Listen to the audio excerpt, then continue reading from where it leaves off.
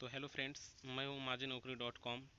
ये हमारा प्लेटफॉर्म है। यहाँ पे हम आर्मी भर्ती की क्वेश्चंस की कुछ तैयारी करेंगे जो 2025 के एग्ज़ाम में आने वाले हैं।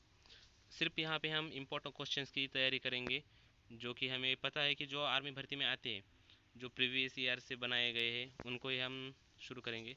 तो हमारे चैनल को सब्सक्राइब कर लीजिए और बेल आइकन को क्लिक कर दीजिए, जिससे कि हमारी नोटिफिकेशन आपको आती रहेगी। ठीक है। हमारे टेलीग्राम चैनल का नाम है माझीनौकरी.com, जिसे आप सब्सक्राइब कर लीजिए। जैसे कि हम यहाँ पे जो भी क्वेश्चंस लेते हैं उसकी पीडीएफ मैं वहाँ पे फ्री में डाल देता हूँ, जो आप तैयारी कर सकते हैं। ठीक है। आज हम हमारे जीके के 25 क्वेश्चंस करेंगे जो कि प्रीवियस ईयर के हैं, जो पहले आ चुके हैं एग्ज़ाम में और आगे भी आएंगे, ये हमारी गारंटी है। अगर आप हमारे साथ ज्वाइन रहेंगे तो आपकी एग्ज़ाम ज़रूर क्लियर हो जाएगी। ठीक है। तो चलिए फ्रेंड्स, अब हम हमारी क्लास चालू करते हैं।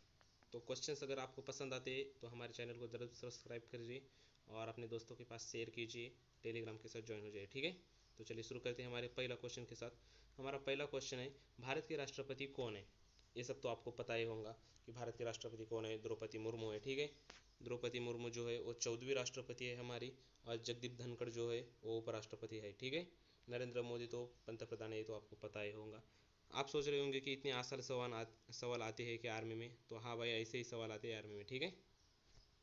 तो हमारा सेकंड क्वेश्चन है, प्रार्थना समाज के संस्थापक कौन है? प्रार्थना समाज के जो संस्थापक है वो देखिए आत्माराम पांडुरंग है। हम प्रार्थना, ये ट्रिक देखिए मेरी, प्रार्थना समाज के संस्थापक, हम प्रार्थना किसे करते हैं? पांडुरंग को। ठीक है। तो प्रार्थना समाज पांडुरंग। ठीक है। इस तरह से आप याद रखते सकते हैं। ठीक है। हमारा तीसरा क्वेश्चन देखिए, विटामिन ए से कौन सी बीमारी होती है? विटामिन ए से जो है वो रातोंध बीमारी होती है। ये बीमारी जो रात में रात में हमें कुछ दिखाई नहीं देता, उस तरह की होती है। स्कर्वी जो है विटामिन सी से होती है। बेरी बेरी जो है विटामिन बी से होती है। देखिए मैंने एक सवाल में आपके चार सवाल कर दिए। और एक घेंगा जो है वो आयरन की कमी से होता है। ठीक है। हमारा चौथा क्वेश्चन देखिए, सिंधु घाटी सभ्यता के लोग किससे परिचित नहीं थे? सिंधु घाटी सभ्यता के लोग जो थे वो तांबे से परिचित नहीं थी। ठीक है। तांबे से बिल्कुल भी परिचित नहीं थे वो लोग। हमारा पांचवा क्वेश्चन देखिए, कालीबंगा किस प्रदेश में विद्यमान है? कालीबंगा जो है राजस्थान में है। ठीक है। हमारा छठा क्वेश्चन देखिए, सिंधु घाटी के लोग किस पेड़ की पूजा करते थे? सिंधु घाटी जो थी वहाँ के लोग पीपल के पेड़ की पूजा करते थे। ठीक है। ये भी सवाल बहुत इंपॉर्टेंट है। सिंधु घाटी के पूरे सवाल इंपॉर्टेंट है। ये चैप्टर मैं आपको करवा दूंगा। सिंधु घाटी के ऑल क्वेश्चंस मैं आपको करवा दूंगा कि सिंधु घाटी का एक भी सवाल आपका मैं छूटने नहीं दूंगा। ठीक है। कौन से स्थल, ये सातवां क्वेश्चन देखिए, कौन से स्थल आधुनिक गुजरात में स्थित है? ये देखिए, इसका आंसर है ऑल। ऑल मतलब ये लोथल, रंगपुर, भगतराव। ठीक है। ये तीनों भी है इसके। इसको मैं टिक कर देता हूँ। ये देखिए, एक दो तीन, यानी ऑल। ठीक है। तो हमारा आठवां क्वेश्चन देखिए, सिंधु सभ्यता के घर के लोग, घर किसके बने हुए थे? ठीक है। ये थे पक्की ईंटों के। ऑप्शन नंबर 2 है इसका सही जवाब। ठीक है। हमारा आठवां सवाल, नौवां सवाल देखिए, आर्य भारत में कहाँ से आए थे? आर्य जो थे भारत में मध्य एशिया से आए थे। हम सिर्फ क्वेश्चंस पढ़ेंगे और आंसर देखेंगे। ठीक है। कहाँ पर ट्रिक लगती है तो मैं ट्रिक से आपको समझा दूंगा। ठीक है। चलिए, 10वां क्वेश्चन, सबसे पुराना वेद कौन सा था? सबसे पुराना वेद ऋग्वेद था। हमारे पास 4 वेद है, सामवेद, अथर्ववेद, यजुर्वेद और ऋग्वेद। ठीक है। ये इनमें से सबसे पुराना है ऋग्वेद। ऋग्वेद में गायत्री मंत्र जो है वो ऋग्वेद से आया है। ठीक है। ये भी याद रखिए, बहुत इंपॉर्टेंट ये क्वेश्चन, किसी ना किसी शिफ्ट में ज़रूर पूछा जाएगा। प्रसिद्ध विद्वान मैक्स मूलर किस देश का निवासी था? ये देखिए, ये जर्मनी के थे। प्रसिद्ध मैक्स मूलर कहाँ के थे? जर्मनी के। ये याद रखिए। 11वां क्वेश्चन देखिए, वेद कितने हैं? देखिए, अभी मैंने बताया था कि वेद कितने हैं, 4 थे। ये देखिए, ऊपर मैंने अभी बताया था। ये देखिए 10वां क्वेश्चन। चलिए, किस प्रदेश किस वैदिक देवता की स्तुति ऋग्वेद में सबसे अधिक की गई है? ये इसका थोड़ा सा टाइपिंग में गलत है। इसका ऑप्शन नंबर 4 नहीं है। ऑप्शन नंबर इसका है सही जवाब 3, इंद्र की। ऋग्वेद में सबसे अधिक किसके नाम लिया गया है? जो इंद्र थे। ठीक है, इंद्र भगवान।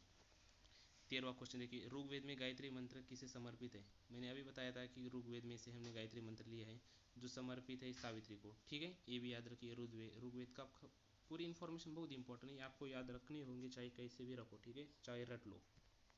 14वां क्वेश्चन देखिए, जैनियों के पहले तीर्थकर कौन थे? ये भी बहुत इंपॉर्टेंट है। मैं जैन धर्म, बौद्ध धर्म, सिख धर्म, हिंदू धर्म और मुस्लिम धर्म, इन सब की आपको जानकारी करवा दूंगा एक दिन। ठीक है। ये हम टॉपिक करेंगे। अजंता की गुफाओं का संबंध किससे है? ये देखिए, ऑप्शन नंबर 2, अजंता की गुफाओं है जो बौद्ध धर्म से संबंधित है, जो कहाँ पे है, महाराष्ट्र में औरंगाबाद में है, जो औरंगाबाद का नाम बदल के अभी संभाजीनगर किया गया है। ठीक है, याद रखिए। चलिए ये 16वां क्वेश्चन देखिए, जैन गुरु को स्वामी महावीर से पहले क्या कहते थे? जो जैन के गुरु थे उन्हें अभी स्वामी महावीर कहा जाता है, तो उन्हें पहले क्या कहा गया था? तीर्थकर। ठीक है, ये याद रखिए।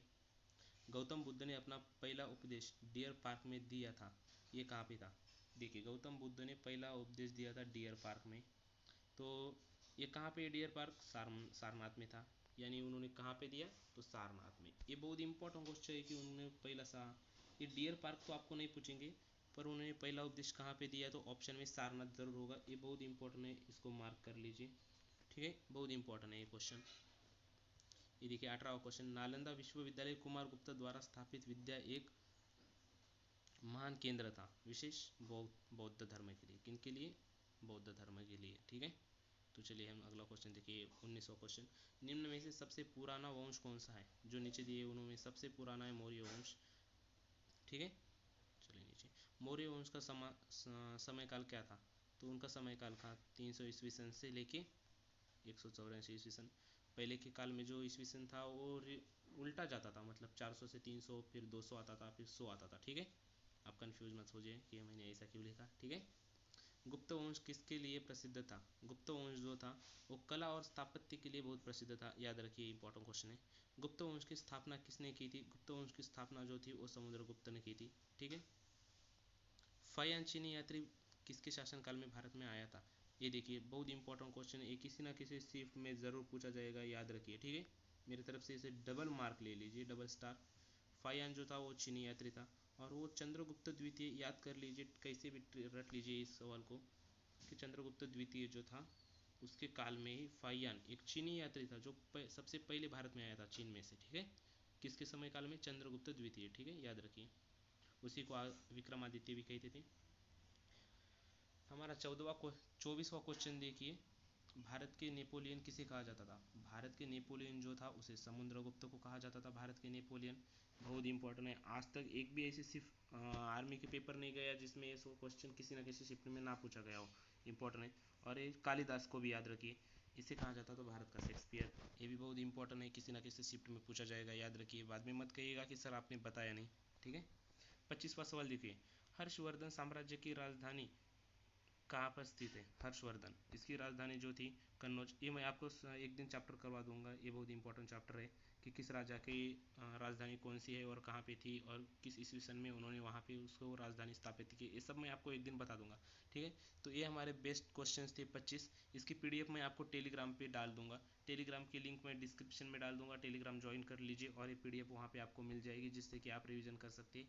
हमारे साथ ज्वाइन रहिए, आपकी एग्ज़ाम क्लियर हो जाएगी, और आपका फिजिकल भी मैं बाद में क्लियर करवा दूंगा। कुछ प्रॉब्लम आती है तो इंस्टाग्राम पे मेरा नंबर है, वहाँ से मुझे कांटेक्ट कीजिए। ठीक है, टेलीग्राम पे ज्वाइन हो जाइए, मैं आपको टेलीग्राम की लिंक भी डिस्क्रिप्शन में देता हूँ। ठीक है, तो मिलते हैं हमारे अगले वीडियो में। जय हिंद, जय भारत।